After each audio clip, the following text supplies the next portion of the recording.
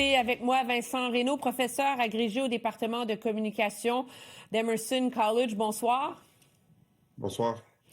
C'est vraiment tout un plaidoyer senti qu'a livré Spencer Cox. Comment est-ce que c'est reçu aux États-Unis? Écoutez, c'est vraiment intéressant parce qu'on reçoit ça d'une manière très, très polarisée. C'est-à-dire que les démocrates vont demander à ce qu'on baisse le ton un petit peu, à ce qu'on soit un petit peu plus... On a une approche un petit peu plus ouverte, tandis que chez les républicains, on voit qu'il y a une approche un petit peu plus agressive où on essaie vraiment de blâmer les démocrates et d'avoir une approche un petit peu plus... où on essaie d'être un petit peu en opposition avec l'autre parti politique. Donc, on voit vraiment qu'il y a une approche complètement différente qui est utilisée par les deux différents partis. Et donc, même si ça vient d'une voix républicaine qui est quand même influente, là, si je comprends bien, il était président de l'Association des gouverneurs, etc., ça perce pas le mur du monde MAGA, si on veut.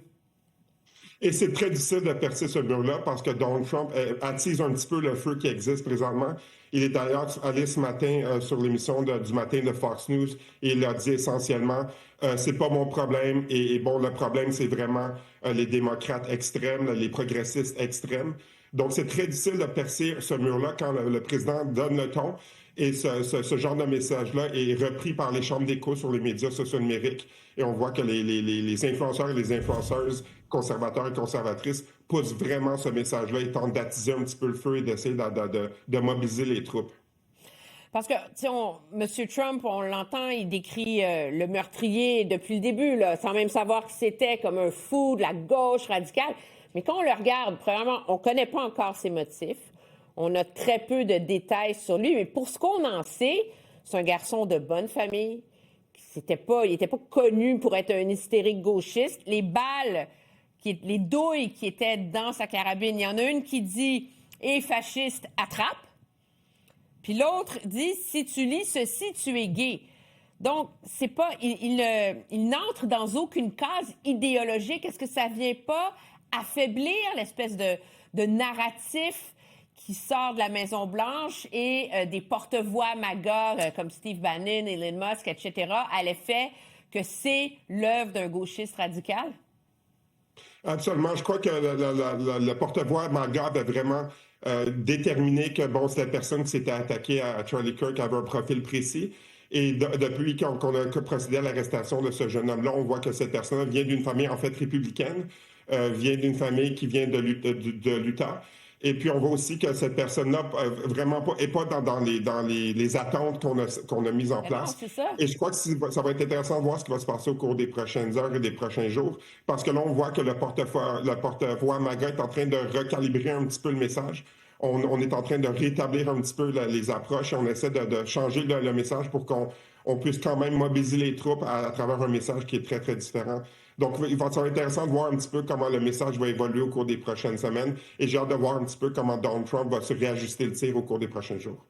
Donc, peu importe, on va calibrer le message, mais le but, c'est de poursuivre cette mobilisation contre une gauche radicale dangereuse. On continue à attiser ce feu-là?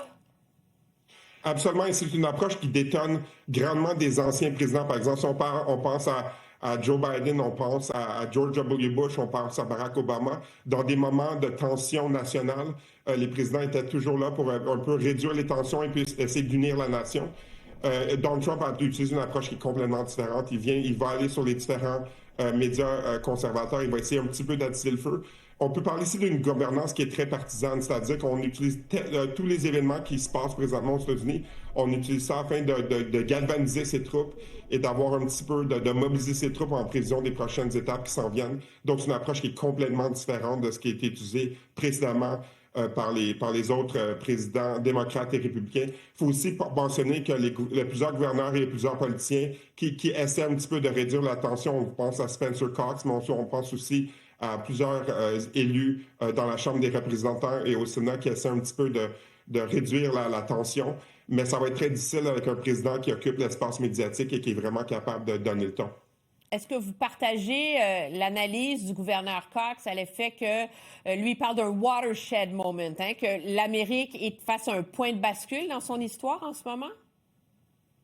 C'est une déclaration qui est très forte. Mais il faut dire que c'est un moment qui est très important. Charlie Kirk était une personne qui avait une influence très, très grande sur les jeunes conservateurs aux États-Unis, particulièrement les jeunes hommes. Et puis, on voit que cette section-là des électeurs américains est très frustrée par ce qui se passe présentement et on cherche un coupable, on cherche un petit peu à se mobiliser. Donc, on a cette situation-là qui se passe présentement, mais on a aussi, il y a plusieurs personnes qui essaient un petit peu de réduire la tension. Puis j'ai hâte de voir un petit peu ce qui va se passer au cours des prochains jours, surtout au cours de la fin de semaine, comment l'histoire va un petit peu se dérouler, comment on va essayer de reprendre un petit peu un ton un petit peu meilleur dans le cadre de la conversation politique aux États-Unis. Professeur Vincent Reynaud, merci beaucoup d'avoir été avec nous. Merci, bonne soirée.